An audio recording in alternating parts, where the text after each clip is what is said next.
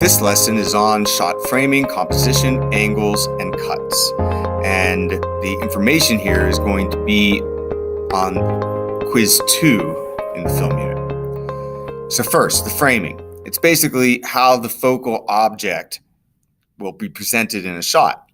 And these go from an extreme long shot or wide shot. And by the way, here I like saying wide shot rather than long shot, because a long shot can also refer to how long the shot is in terms of time. Like a 15-second shot would be a very long shot. So wide, I think, works better. But regardless, you can see that you're going to see all of the geographic contents in this one. And it also kind of gets across, in many cases, a degree of loneliness in the character or of isolation.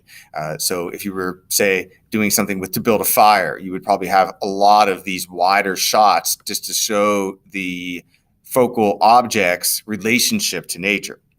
As we get closer, we go to a wide shot, which still shows the entire body and a lot of the geographic contents. You can see the face and the expression a little bit, but not enough for, say, dialogue.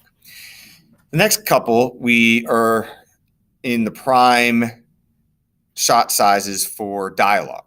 And so whether it's a knee shot, a medium wide shot, or a mid shot, which is basically the waist, or a medium close-up, which is basically a bust shot, and then a close-up, which more or less just shows maybe the face and the shoulders. These ones work well for dialogue, but once we get to a close-up, that gets a little bit tight for that to fit two heads in one shot. And you would want to reserve this for the more intense moments where you're trying to show a lot of conflict or a character deciding something. And then we would really want to save a big close-up for when we were trying to focus only on the expression, the reaction of a character, and extreme close-ups are even more rare. And so looking at some examples here, and these are all from Lord of the Rings. Here we have Frodo and Gandalf riding along, and they're going to come along this path like this. But ultimately, it's a very wide shot that's trying to show us the surroundings, show us what the town is doing, what the village is doing, and also to show how the hobbit holes are kind of built into the earth.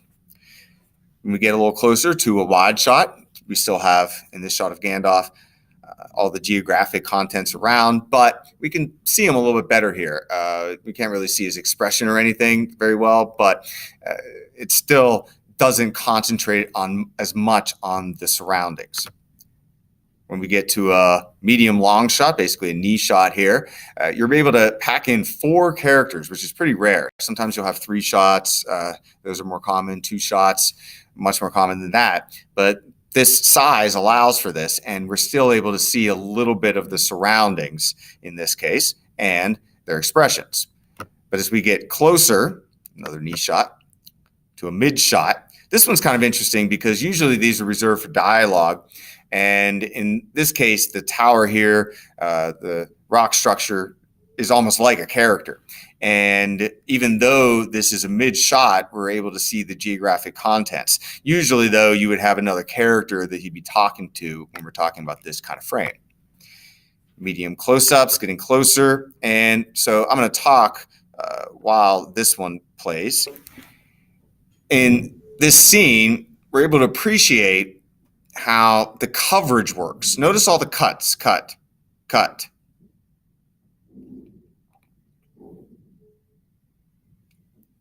Cut, cut. And this is called coverage.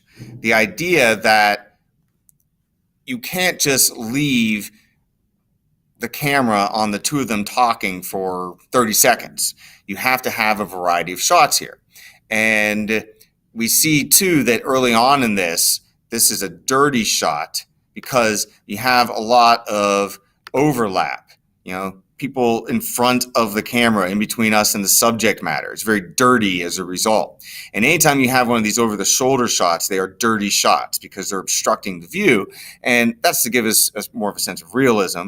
But all of these are basically close-ups or you could say maybe like a medium close-up. These are waist shots, maybe bust shots. And here, this next shot is an eye line shot because it shows him reacting and then it shows what he's seeing.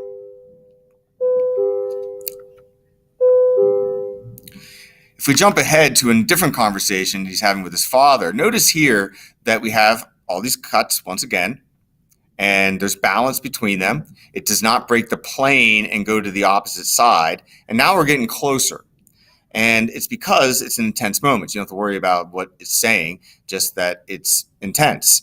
And we're able to see the figure expressions more, all the way to being a big close-up. We can't even fit his whole head in the shot because it provides emphasis. The music, if you're able to hear it, would contribute to that, would complement it. And so we're just basically trying to understand that this stuff is planned out, and the types of shots themselves can tell the story and emphasize certain things. There's a big close-up, and if you really want to go for extreme close-ups, they can show obviously just the terror in the eyes, the shock in the eyes, but we'd use those really sparingly. On to the composition. The composition is similar to the framing. It's the way that the objects are arranged on the screen. Remember, the framing was about where the focal point is or the distance from the focal point, but they definitely overlap. And so the composition, we're basically saying what's going to be in the shot. What are we going to include? This is a perfect photograph, according to the website I got it from, following what's called the rule of thirds. You would think that the natural focal point for the human eye would be just right here in the middle, but it's not. It's basically on the thirds. So over here would work, over here would work if you were talking about a single figure. And in the case of the boat, it works both horizontally and vertically. And that's why the image is so pleasant to look at.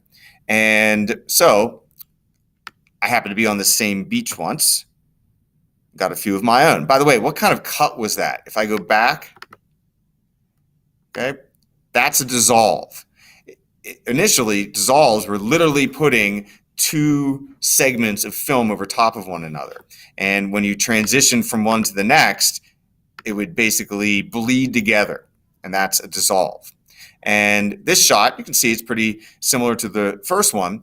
And you have a different effect with each shot. Okay, by the way, the cut there was not a dissolve because it goes to black first. It fades to black and then fades from black. Different. But regardless, how much of the foreground you want to use, how much of the horizon and the sky you want to use. And so in this next example, you see I got a lot of sky. And that has a different effect than having a lot of sand. And so every shot is designed for a different impact in the audience, just like all the stuff we've been talking about throughout the year. Back to the original. That is the composition of the shots. The final thing, shot angles. And I know that you probably learned freshman year that oftentimes when you have a low angle shot, that it shows somebody to be important, powerful, and an eye level shot is the most typical, of course. Then a high angle shot looking down on somebody often makes them look weak or helpless. And then a worm's eye just exaggerates that low shot to a greater degree, as well as a bird's eye can make the person look even more helpless and weak. A canted shot, it's relatively rare, but they exist, and it would be only for particular purposes. It would be used very sparingly as well. So thank you for listening. All of these terms we will discuss as we watch the movies as well.